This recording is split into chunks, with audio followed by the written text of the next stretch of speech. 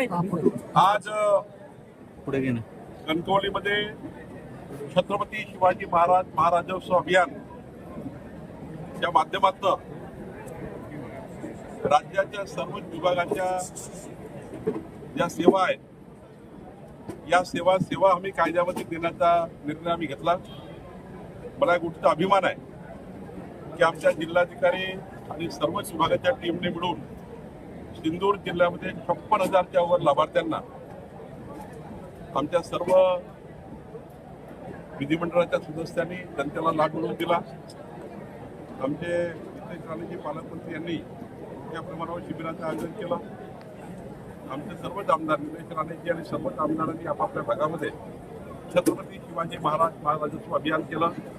आणि मला विश्वास आहे की जनतेला जे वचन आम्ही निवडणुकीच्या काळात दिले होते ते वचन पूर्ण करण्याकरता आम्ही आमचं सरकार देवेंद्र फडणवीसचं सरकार काम करत आहे आणि राज्याच्या जनतेचे सर्वच प्रश्न सोडण्याची भूमिका आमची आहे.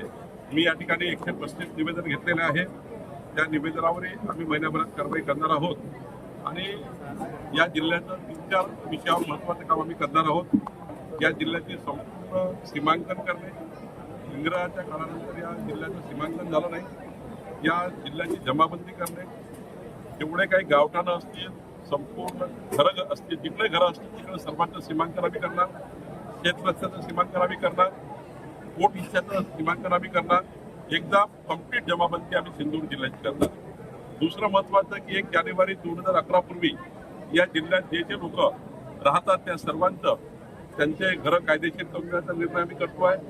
आणि तुकडेबंदी कायदा आता रद्द केल्यामुळं या ठिकाणी रहिवासी क्षेत्रामध्ये जे काही घरं आहेत त्यांनाही कायदेशीर करण्याचा निर्णय आम्ही करतो आहे. महिला शेतकरी दर्जा हा दिल्यामुळं प्रत्येक मतदारसंघाचे गॅप लावून प्रत्येक मतदारसंघात त्या ठिकाणी आम्ही शेतकरी महिला दर्जाचे कार्ड त्या ठिकाणी वाटप करणार आहोत. त्यांना सर्वांना शेतकरी महिला दर्जा दिल्यानंतर केंद्र सरकार राज्य सरकारची योजना मिळणार आहे. आमच्या नितेश राणेजींनी मत्स्य व्यवसायामध्ये जे काम केलं आहे ते राज्याला एक प्रेरणादायी आहे.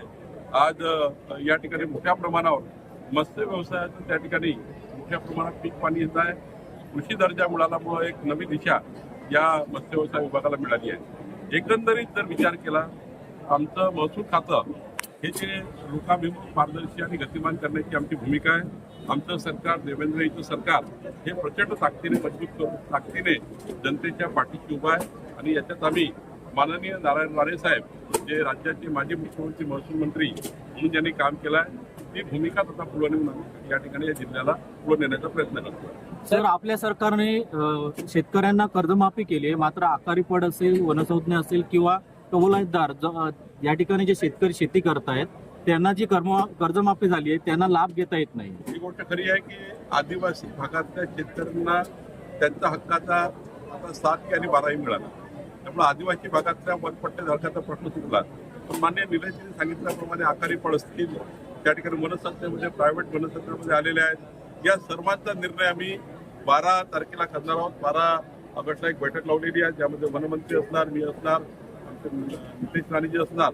एकदा सिंधूर जिल्ह्याचे जे 6 महत्त्वाचे विषय आहेत ज्यामध्ये शेतकऱ्याचे आकारी पड आहे, त्या ठिकाणी काही वारी समाज आहे, आदिवासी समाज आहे, या सर्व समाजाचे जे जमिनी आहेत या सर्व जमिनीचे त्या ठिकाणी मोजणी करून त्याचं आकारी पड कमी करून त्यांना निश्चित प्रॉपर्टी कार्ड मिळालं पाहिजे ही भूमिका आमची राहणार.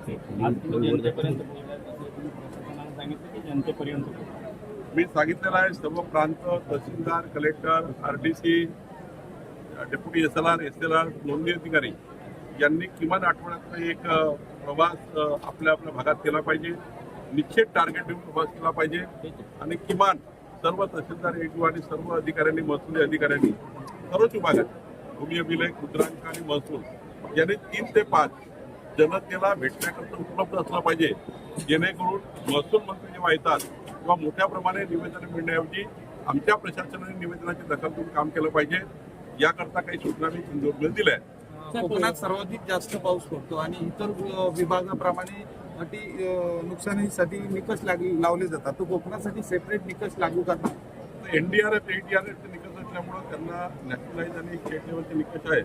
माननीय निलेशजी आणि नितेशजींनी मधल्या कॅबिनेटमध्ये त्यांनी म्हटलं आहे की त्याला काहीतरी पीक पाण्याची पद्धतीची आहे. इथे जे काही छोटे छोटे शेतकरी आहेत याकरता काही वेगळा विचार केला पाहिजे. निलयचेवी सभागृहात मांडलं होतं. सरकार याबद्दलचा NDRF आणि ADRFच्या नियमामध्ये काही ॲडिशन करता येईल का किंवा कोकणाकरता काही वेगळी पॉलिसी करता येईल का याचा विचार माननीय मुख्यमंत्री देवेंद्र फडणवीस करतायत. साहेब, सिंधुदुर्ग जिल्हा हा प्रगतीकडे वाटचाल करत असताना घोडामार्गमधून एक विषय घेऊन जयंत पाटील यांनी सभागृहाचा विषय मांडला असं मंत्री नितीश राणे देखील म्हणतात. याच्यावर कसा तुम्ही मार्ग काढणार आहात? नाही, याच्यामध्ये एकच आहे की जर तक्रार चुकीची असेल ती नस्तीबद्ध होईल आणि पुढच्या विधिमंडळात ती मांडणार.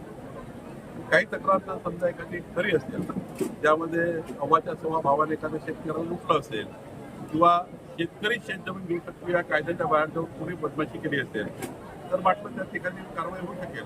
पण अख्खा सिंधुदुर्ग जिल्हाच बदनाम आहे हे काही भूमिका योग्य नाही. साहेब, वडंटीवार असं म्हणतात की चंद्रकांत पाटील हे आसाराम आणि राम रहीमचे चेले आहेत. मला वाटतं की राज्यातले महत्त्वाचे ज्येष्ठ नेते आणि संस्कारमय परिवारातलं संस्कारमय आदर्श व्यक्ती चंद्रकांतदादा पाटील. चंद्रकांतदादा पाटील हे खऱ्या अर्थाने आमच्याकरता आदर्श आहे. त्यांच्याकडनं माझ्यासारख्या कार्यकर्त्यांना खूप प्रेरणा मिळते.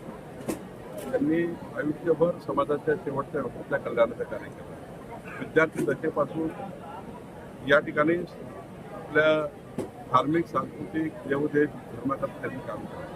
त्यांच्यावर अशा पद्धतीने टीका करणे हे काही समाज मान्य करणार नाही, व्यक्ती मान्य करणार नाही. राजकारणाकरता काही कुणाला बोलू दे, चंद्रकांत दादा सारखे आदर्श व्यक्ती या राज्यामध्ये आहे याचा मला अभिमान आहे.